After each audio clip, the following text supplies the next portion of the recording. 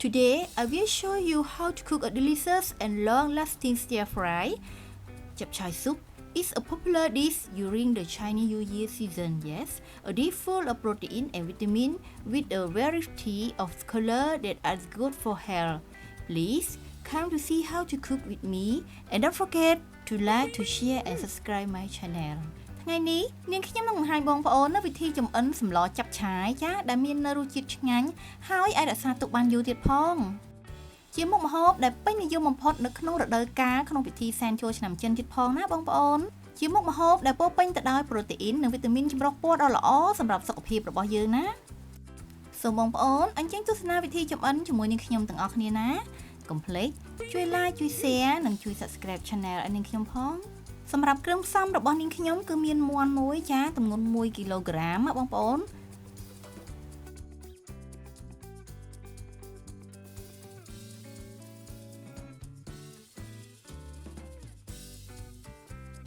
ចាហើយក៏មាននៅឆ្អឹងជំនីជ្រូកចំនួន1គីឡូក្រាមដូចគ្នាចាសម្រាប់សម្លចាប់ឆាយនេះយើងត្រូវប្រើឆ្អឹងជំនីដែលមានសាច់ច្រើនណាបងប្អូនឬក៏ឆ្អឹងស៊ុបណាទើបឆ្ងាញ់ជាងការប្រើឆ្អឹងខ្ចីព្រោះយើងត្រូវការរងាស់ចាសម្រាប់គ្រឿងផ្សំផ្សេងទៀតគឺមានដូចជាទឹកស៊ីអ៊ីវចាជាមួយនឹងទឹកត្រីជាមួយនឹងអំបិលខ្នុរចាអំបិលក៏មាននៅម្រេចម៉ដ្ឋចាជាមួយនឹងប្រេងខ្យងជាមួយនឹងស្ករសបងប្អូនហើយក៏មានជាមួយនឹងស្ករក្រហមដែរហើយនេះខ្ញុំមានតែយឺហឺទេប្រសិនបើបងប្អូនមានបង្គាទៀតគឺយើងបន្ថែមណាជាមួយនឹងខ្ទឹមសដែរហើយបន្ទាប់មកគឺនេះខ្ញុំមាននៅជីវ៉ាន់ស៊ុយជាមួយនឹងស្លឹកខ្ទឹមបងប្អូនចាគ្រឿងផ្សំបន្ទាប់គឺពពុះសណ្តែកចាបងប្អូនដែលបំពងរួចហើយចាបន្ទាប់ពីពពុះសណ្តែកគឺនាងខ្ញុំមាននៅស្បែកជ្រូកក្រៀមបងប្អូនចាគឺគ្រឿងផ្សំសំខាន់ដែរនៅក្នុងសម្លចាប់ឆាយនេះណាចាហើយគ្រឿងផ្សំបន្ទាប់មកទៀតគឺផ្សិតក្រៀមណាបងប្អូនសម្រាប់បន្លែវិញណាគឺនាងខ្ញុំមានដូចជាដើមខាត់ណាចាជាមួយនឹងស្ពៃបូកូបងប្អូនចាបន្តមកទៀតគឺមានដូចជាការ៉ុតចាហើយក៏មិនភ្លេចជាមួយនឹងឆៃថាវណាបងប្អូនចានាងខ្ញុំក៏បន្ថែមជាមួយនឹងទំពាំងកំប៉ុងចាជាមួយនឹងផ្សិតកំប៉ុងដូចគ្នាចាសម្រាប់មុខម្ហូបសម្លចាប់ឆាយនេះបងប្អូនចាគឺបងប្អូនអាចបន្ថែមឬក៏បន្ថយបន្លែទៅតាមចំណង់ចំណូលចិត្តណាចាព្រោះសម្លនេះគឺយើងប្រើបន្លែច្រើនមុខបាន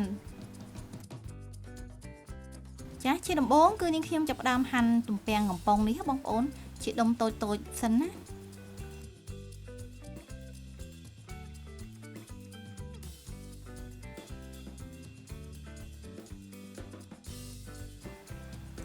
ចាបន្ទាប់ពីហាន់ទំពាំងហើយបងប្អូន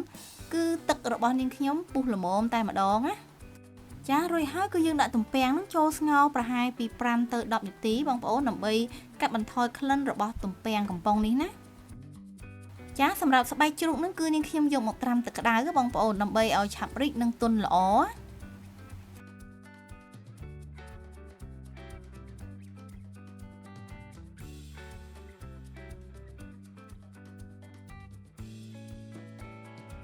ចាបន្តមកទៀតគឺនាងខ្ញុំយកផ្សិតក្រៀមនេះមកត្រាំទឹកក្តៅដូចគ្នាចាដើម្បីឲ្យឆាប់រីកហើយទន់ល្អជាពិសេសគឺជួយបំបត្តិក្លិនទៀតផង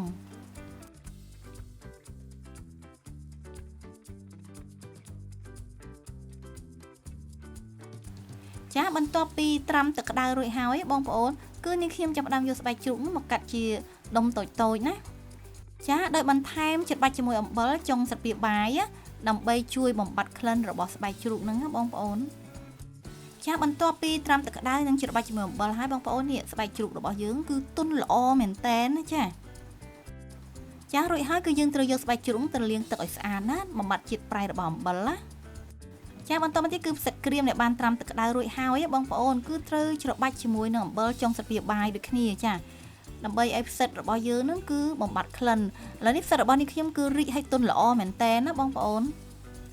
ចាបន្តមកទៀតគឺនាងខ្ញុំយកផ្សិតរបស់យើងហ្នឹងណាគឺមកកាត់ជាមួយនឹងជើងផ្សិតណាបងប្អូនជើងផ្សិតដែលរឹងបែបនេះគឺយើងកាត់ចេញចារួចហើយគឺយើងយកទៅលាងទឹកឲ្យស្អាតជាតិអំបិលណាបងប្អូនចាបន្លែរបស់នាងខ្ញុំចាប់ផ្ដើមលាងសម្អាតរួចហើយបងប្អូន ទំពាំងក៏យើងស្ងោររួចដែរសម្រាប់បន្លែដូចជាឆៃថាវនិងការ៉ុតបងប្អូនអាចចិត្តតាមចំណង់ចំណូលចិត្តចាស្ទាយរបស់បងប្អូនប៉ុន្តែយើងត្រូវកាត់វារាងដុំក្រាស់ៗបន្តិចណាសម្រាប់គល់ខាត់ណាគឺយើងត្រូវជាតិសម្បករឹងៗចេញណាបងប្អូនហើយកាត់ជាដុំៗបែបនេះសម្រាប់ធាងវិញគឺយើងដំឲ្យបាច់តិចៗណាបងប្អូនហើយសម្រាប់ស្លឹកគឺយើងរើសតែស្លឹកខ្ចីៗទេចាបន្លែចុងក្រោយគឺស្ពៃបូកគោណាបងប្អូនចាបន្ទាប់មកគឺនាងខ្ញុំចាប់ផ្ដើមដាក់ឆ្នាំងហើយដាក់ប្រេងឆាឲ្យក្តៅបងប្អូនចាបន្ទាប់មកគឺដាក់ខ្ទឹមសចិញ្ច្រាំចូលឆាឲ្យឈ្ងុយចាបន្ទាប់ពីខ្ទឹមឈ្ងុយហើយទើបយើងដាក់សាច់ចូលឆាទាំងអស់ណាបងប្អូនចាទាំងឆ្អឹងជ្រូកជាមួយនឹងសាច់មាន់ណាបងប្អូនគឺយើងដាក់ចូលទាំងអស់ជាមួយគ្នាតែម្ដងណាចាបន្ទាប់មកគឺបន្ថែមជាមួយនឹងយូហឺចាប្រសិនបើបងប្អូនមានបង្គាក្រៀមបន្ថែមបង្គាក្រៀមផងណាចាគឺយើងឆាសាច់នឹងឲ្យស្ងួតទឹកសិនណាបងប្អូនព្រោះនៅក្នុងសាច់ហ្នឹងគឺមានជាតិទឹកចា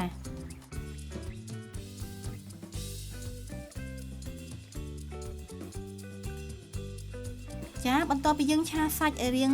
ស្ងួតទឹកបន្តិចហើយបងប្អូនទើបយើងចាប់ផ្ដើមដាក់គ្រឿងផ្សំមានដូចជាទឹកត្រីចំនួន2ស្លាបព្រាបាយចា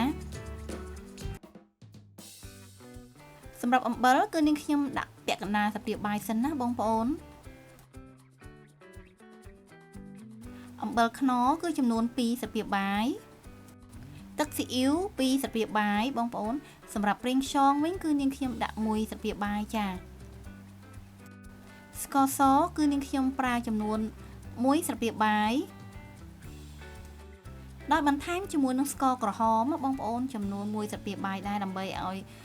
មុខម្ហូបរបស់យើងនឹងគឺមានក្លិនឈ្ងុយចា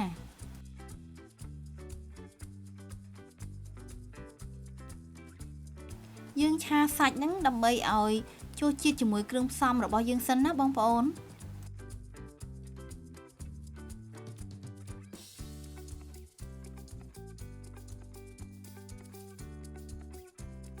ចាបន្ទាប់ពីសាច់របស់យើងរៀងចូលជាតិបន្តិចហើយទើបនាងខ្ញុំបន្ថែមជាមួយនឹងផ្សិត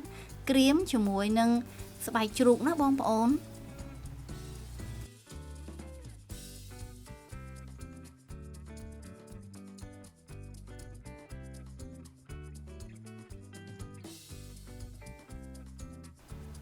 ចារួចហើយយើងឆាច្របល់ឲ្យចូលជាតិជាមួយនឹងសាច់ជាមួយនឹងគ្រឿងផ្សំរបស់យើងណា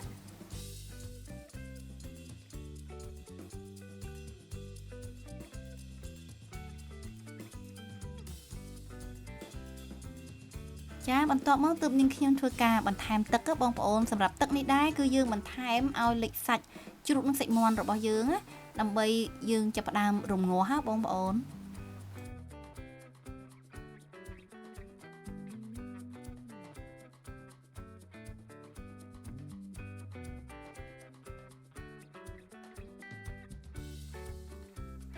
ចាឥឡូវនេះគឺទឹកសម្លរបស់នាងខ្ញុំពុះហើយបងប្អូនចាយើងដាក់បន្លែកំប៉ុងជាមួយនឹងបន្លែរឹងចូលមុនណាបងប្អូន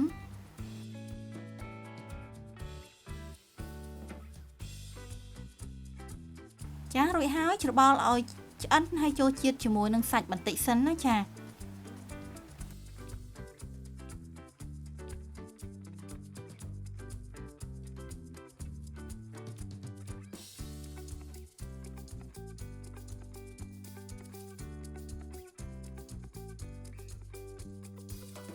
ចាយើងរំងាស់បន្លែដែលរាងរឹងហ្នឹងឲ្យឆ្អិនបន្តិចសិនណាបងប្អូន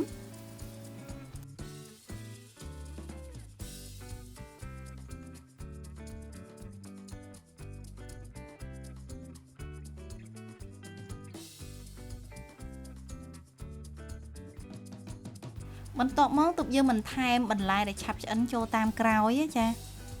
សម្រាប់សម្លចាប់ឆាយនេះបងប្អូនគឺយើងអត់ប្រើទឹកក្នុងការចម្អិនច្រើនទេចាគឺយើងប្រើបន្លែច្រើនដើម្បីរំងាស់ឲ្យចេញជាតិទឹកវិញណា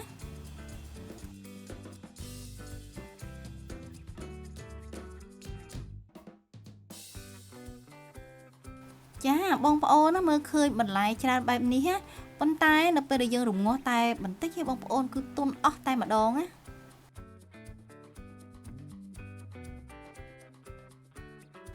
ចាបងប្អូនចាប់ឆាយ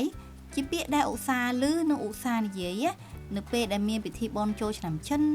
ឬក៏ពិធីសែនព្រេនប្រពៃណីចិនផ្សេងៗចា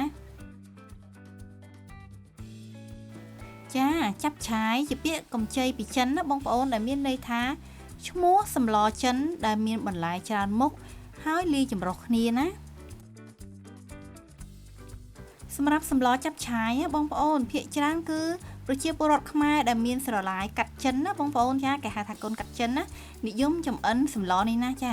សម្រាប់ថ្ងៃសែនចូលឆ្នាំចិនណាចាគ្រាន់តែរំងាស់តែបន្តិចបន្លែរបស់យើងចាប់ផ្ដើមទន់ហើយណាបងប្អូន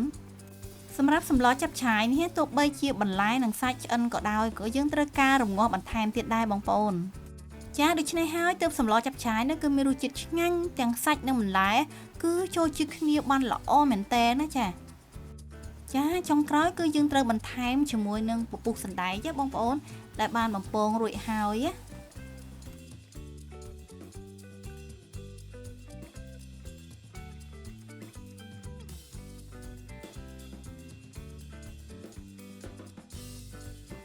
ចារួចហើយគឺយើងច្របល់ពពុះសណ្ដែកនឹងឲ្យចូលជាតិជាមួយនឹងបន្លែនិងជាមួយនឹងសាច់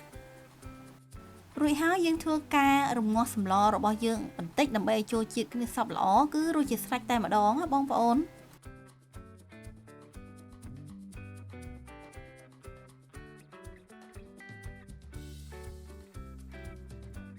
ចាសម្លចាប់ឆាយរបស់នាងខ្ញុំថ្ងៃនេះគឺឆ្អិនហើយមានក្លិនឈ្ងុយហើយរសជាតិឆ្ងាញ់ខ្លាំងណាបងប្អូនជាពិសេសសម្លចាប់ឆាយនេះគឺយើងអាចរក្សាទុកញ៉ាំបានយូរថ្ងៃទៀតផងណាចាហើយរឹតតែពិសេសទៅទៀតនោះគឺទុកកាន់តែយូរគឺសម្លកាន់តែឆ្ងាញ់ណាចាប្រសិនបើបងប្អូនមានចម្ងល់អ្វីអាច comment នៅខាងក្រោមវីដេអូរបស់នាងខ្ញុំបានណាប្រសិនបើបងប្អូនណាពេញចិត្តនៅវីដេអូរបស់នាងខ្ញុំកុំភ្លេចណាជួយ like ជួយ share និងជួយ subscribe channel នាងខ្ញុំផងបងប្អូនណានឹងបានជួបជាមួយនឹងអាដាចាជួបជាមួយនឹងរបបអាហារនិងចំណេះដឹងផ្នែកសុខភាពទៀតផងជាចុងក្រោយនាងខ្ញុំក៏សូមអរគុណសម្រាប់ការចំណាយពេលវេលាដ៏មានតម្លៃក្នុងការទស្សនាវីដេអូរបស់នាងខ្ញុំណាជួបគ្នានៅវីដេអូក្រោយៗទៀតជម្រាបលាអរគុណ